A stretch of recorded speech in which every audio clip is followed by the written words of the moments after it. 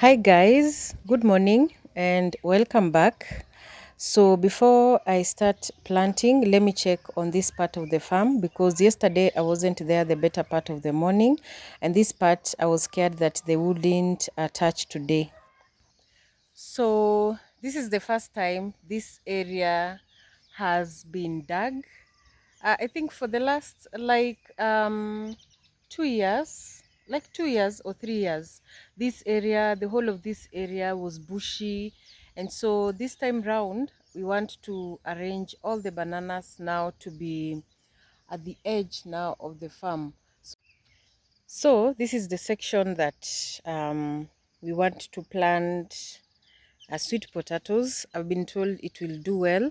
And then this area we will plant what do you call cassava from that area coming down to this area. So that bush had affected also our outdoor toilet, and here in the village you really need to have an outdoor toilet, and so clearing that area has helped us now to finish up the toilet, and now it will be operational. And then the other section of the farm now, that is when we are going to leave for maize and beans and also groundnuts. So that section will be divided like that. That section at the corner of the farm, we've never planted before. It was too bushy to even get somebody to step on that area. But this time around, it has been dug. My biggest worry was getting snakes around, but we were lucky enough. It was only one that was found on this area. So we also got some bananas here that I'm going to pick so that I don't know if they'll mature. Okay, they will mature. Even one is ripe. So I'm going to keep them inside so that I can make them ripe. Right now, this part of the farm now looks bigger than it was before because of the overcrowded bananas and also some other crops, or I say plants that grew that were not even useful.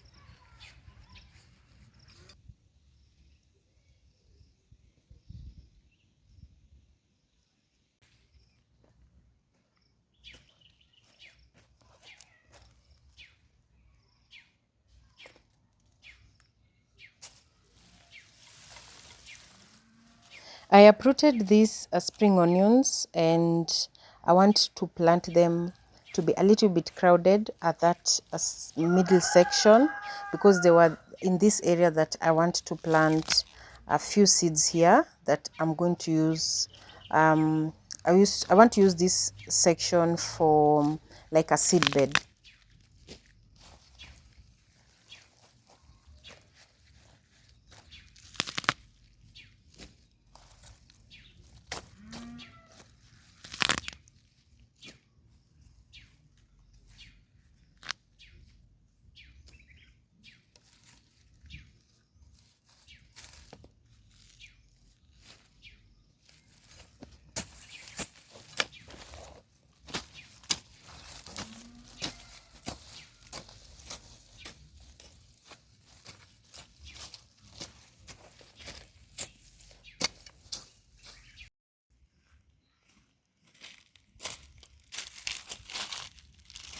So guava season is almost here with us, and we here in the village, almost all the fruits come at the right time when people are plowing, and here we consider that time, especially when we are weeding.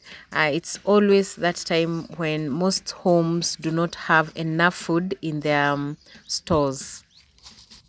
So I want to start planting the black nightshade. Black nightshade is what we call here Managu as our local language. And I want to plant it in the seed bed. Then later on, I'm going to transplant now them to the bigger part of the farm, because this time round I really want to protect my Managu because I have a lot of birds and they really take a toll on my kales, which is the skuma wiki, and also the Managu. Birds really love them, but for spider plant, birds don't like eating them. So let me just plant them and see their progress. They will take, I think, around 3 weeks on the bed, and then I'm going to transplant now them to the farm.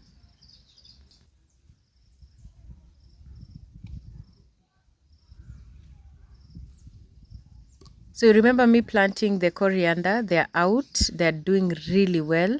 So majority of them are doing well.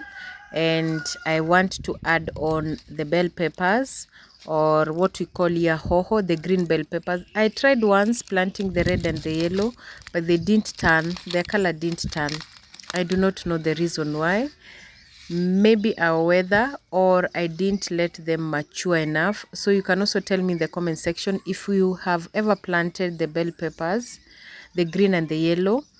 Did they turn their color? And if they did, what did you do, or what type of seed did you buy? Because me, I bought my seeds at the stores, but while I was planting, they took so long to fruit or to produce the bell peppers, and when they did not turn, they remained just green. So I had no choice but to harvest them.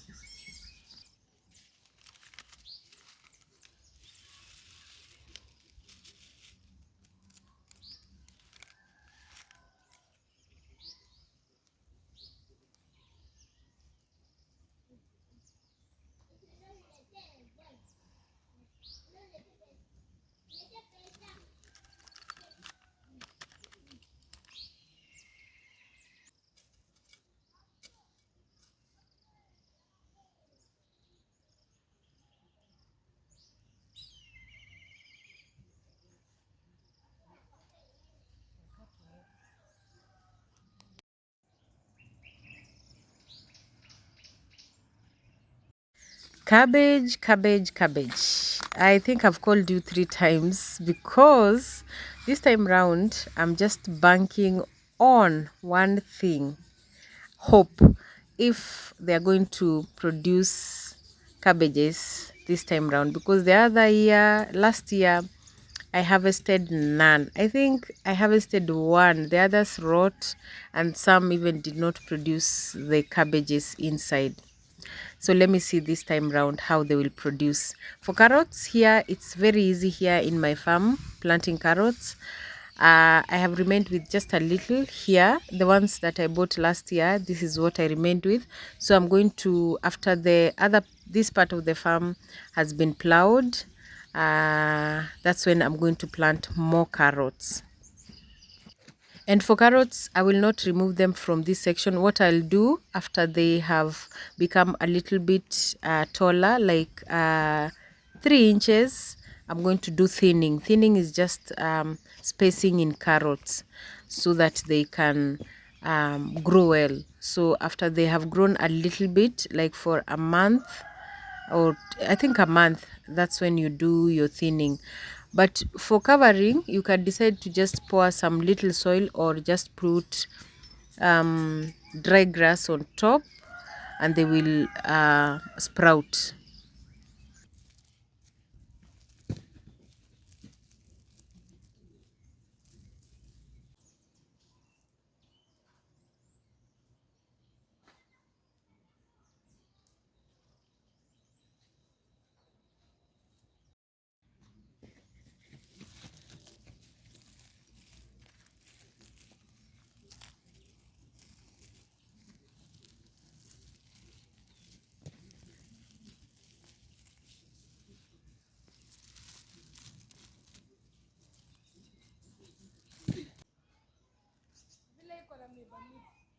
Na kijiti tu yote yenye ina miba. Gani iko na miba? Something iko na miba, kijiti tu. Mrefu. I always do demarcation with sticks because I'm that one farmer that forgets where I planted a certain seed. So anytime I demarcate it with a stick and then I put that type of that packet on top of that stick, that's when I will know now this is where the carrot ended or this is where the cabbages ended. That's my way. But some, because especially the cabbage and the broccoli, they look alike when they sprout, and also their seeds look alike because they are in the same family. So if I don't do the demarcation like last time, I planted them in the same area, so when they came out, I could not differentiate between the cabbage and the broccoli.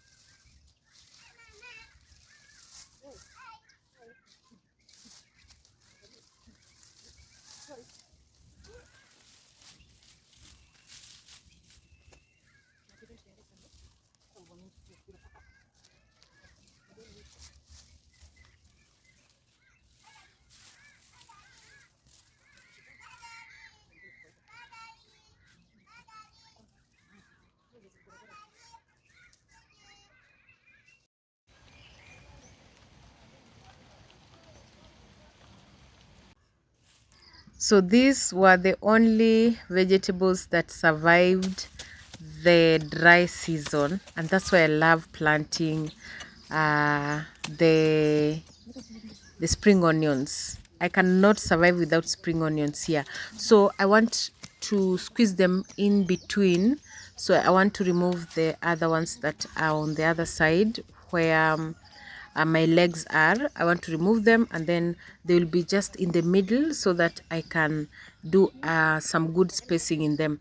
Also, if you want to prevent pests from eating your vegetables, plant onions, do crop rotation with onions, garlic, spring onions. You can plant in between your other vegetables because of the smell of the onion. Any type of onion, pests do not like it.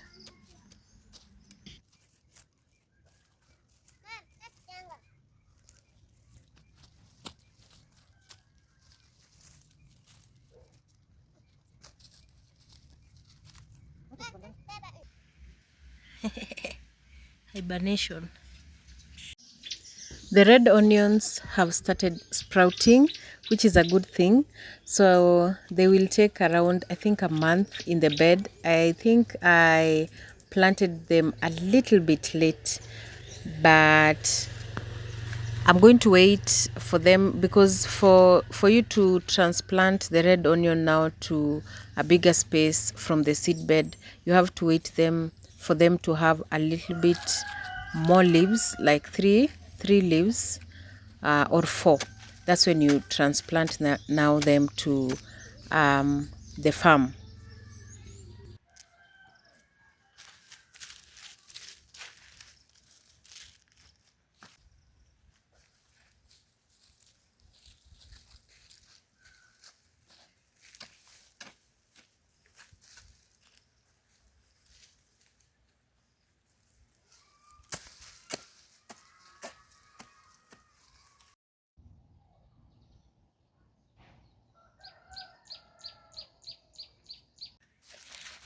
So some that I'm going to uproot, I'm going to use for lunch and not plant them.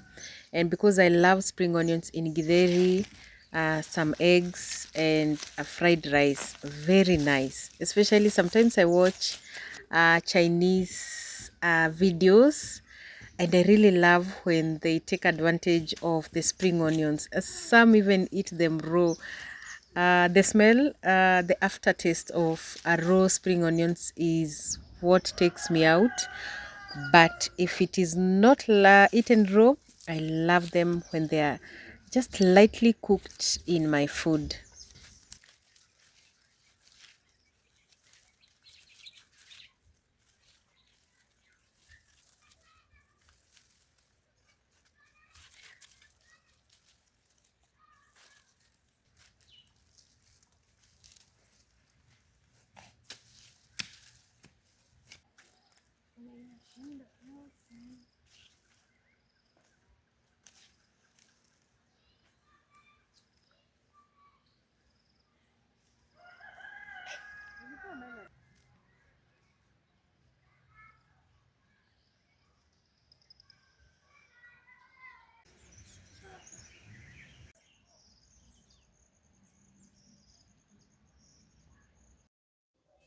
So now let's make some lunch.